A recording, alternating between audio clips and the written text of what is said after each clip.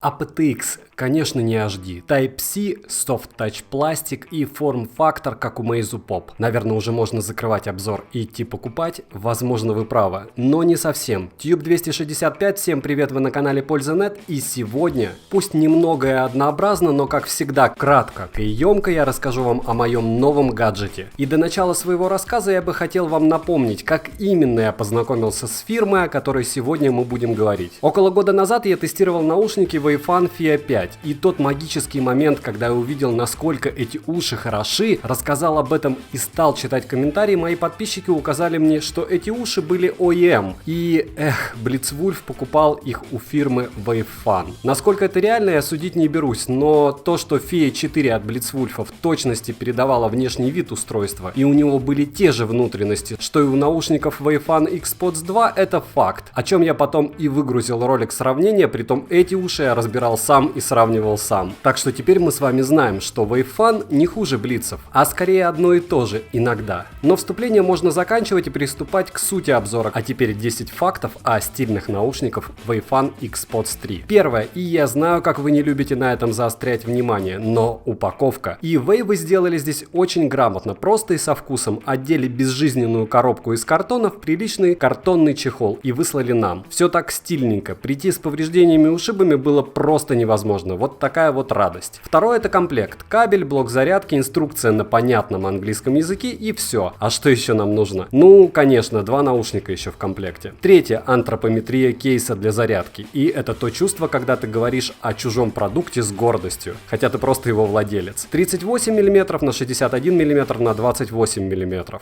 Вот такие мини-габариты. Но плюшки на этом не заканчиваются. Дальше идет его супер минимальный вес. 42 грамма вместе с наушниками, 33 грамма без. Вот так просто. Магнита у блока нет, но коробка закрывается в меру туго. При падении уши из бокса не вылетают, вынуть их можно очень легко одной рукой. Так же легко, как и вышвырнуть их из открытого бокса, вылетают на ура. Кстати, кто не подписан, подписываемся на канале, за лайк, подписку, коммент. Раз в 2 недели розыгрыш Mi Band 3 и Honor Band 4 Run Edition. И сейчас в розыгрыше еще Amazfit Bip и Mi Band 4 и больше 250 подобных обзоров на канале на очень и не очень хорошие гаджеты. Четвертое. Наушники обладают формой, копирующей мои любимые Meizu Pop и Blitzwolf FIA 3. И самое первое, что вы должны сделать, даже до того, как вы их присоедините к телефону, к которому они, кстати, подключаются молниеносно, подобрать себе амбушюры из комплекта. По отзывам большинству пользователей, маленькие амбушюры не подошли совсем, как и мне. А вот большие полноразмерные были идеальны для посадки в уши. Мне самому этот форм-фактор нереально подходит. Под шапкой или кепкой носить очень удобно. Можно даже ложиться в них спать, и ничего не будет давить на ушной канал. Вес каждого наушника 4,5 граммов, функции есть все возможные, начиная с ассистента и заканчивая изменением громкости. Виват за это Wayfan, все очень просто. В инструкции все описано понятнее некуда, так же как и на странице продавана. Пятое. Bluetooth версии 5.0. И хотя я поместил данную информацию в середину ролика, а в этот момент зрители обычно не особо ее воспринимают, вы просто обязаны это запомнить. Прерываний у ушей нет вообще. Катал на велике по городу, бегал, ходил, сидел в торговом центре. Ни одного прерывания, и давно у меня таких ушей не было. Удивили так удивили, притом довольно странно, что несмотря на такую стабильность, через 2 стены сигнал не бьет, а звук становится прерывистым. Через одну стену ловит стабильно, куалкомовский чип, конечно, отрабатывает по полной. Шестое. Защита от воды у наушников IPX7. Да, это тоже меня удивило, но в стакане я болтал их так долго и бодро, как мог, поэтому с уверенностью могу сказать, что уши воды не боятся. В бассейн я с ним не ходил, но в душе на воду они не реагировали никак, и пока не погибли. Бокс воды боится однозначно, учитывая, каким образом он сделан, тем более еще раз напоминаю, что он заряжается от, наконец-то, Type-C кабеля. Управление на наушниках сенсорное, на боксе никаких кнопок нет, только один индикатор. Седьмое. Автономность. Обещают 6 часов, по факту 4,5 часа на 90% громкости при проигрывании музыки с телефона. Кейс заряжается 1,5 часа, сами уши чуть дольше часа. Кодеки, которые они поддерживают, это ASBC, AAC и aptX. И для справки, здесь у продавцов очень часто обманка, никакого aptX HD там нет и быть не может. Восьмое. Видимая задержка при просмотре видосов с YouTube нулевая. Стандартно тестировал с ноутбуком и телефоном, ощущения исключительно положительные. По отзывам у некоторых пользователей пару раз за неделю использования ловили эти наушники рассинхрон. У меня такого не было. На 90% громкости услышите даже сигнал КамАЗа, только соприкосновение с вашим телом на переходе можете почувствовать. Опасно в таких ушах ходить или катать, как в вакууме. Девятое. микрофон. Он хлам. И это еще одна обманка. Их технология шумоподавления CVC 8.0 работает только на подавление самого звука, но не шумов, по моему мнению. Да это и понятно, как в таких ушах можно нормально расположить микрофоны. Думаю, и вы понимаете, что никак. Дома говорить по ним можно, но будет все равно как из бочки. А вот на улице однозначно неудобно. Но опять же, это мое мнение. 10. Звук четкий. Басы по мне слегка глухие. Но это все лечится плеерами с нормальными эквалайзерами. Запаса громкости хватает с лихвой. По звучанию очень похоже на Meizu Pop, но здесь больше басов и меньше верхних высоких. Классика и рок мне в них очень понравились, а вот попса наподобие Монеточки намного хуже. Хотя все, конечно, на уровне, и за $39, что около 2400 рублей, наушники однозначно топ. И скорее всего будут скоро в моем топе наушников 10 наушников до $100 США. Притом точно не на последнем месте. Резюмируя сегодня тем, что учитывая качество материалов, функционал, отличную громкость, эти уши стоят своих денег. Первый чехол за 1,5 года на моем обзоре, который при падениях не царапался и не покрывался жирными пятнами даже от чистых рук. Удобные индикаторы заряда в самом боксе, меньше 20% горит оранжевым, больше синий. Индикаторы на самих ушах, которые свидетельствуют о зарядке и соединении, все сделано очень качественно и эргономично, ничего лишнего. И если полгода назад я бы назвал их китайским ноунеймом, в моих глазах Wayfan начинает приобретать имя. Купить вы можете по ссылке в описании, не забывайте ставить лайк и подписываться на канал с колокольчиком. У кого всего $20 США, на канале есть топ 10 наушников до $20 США, их я тоже всем советую. Участвуйте в розыгрышах, пишите мне, на что еще сделать обзор и с чем согласны или не согласны в этом обзоре. Спасибо, что смотрите, жду всех в воскресенье на стриме, минимум 3 ролика в неделю и 1 стрим. Следующий ролик 10 лучших наушников до $100 США. Девайс сюда или нет, польза нет даст ответ. Добра и удачи вам, дорогие друзья.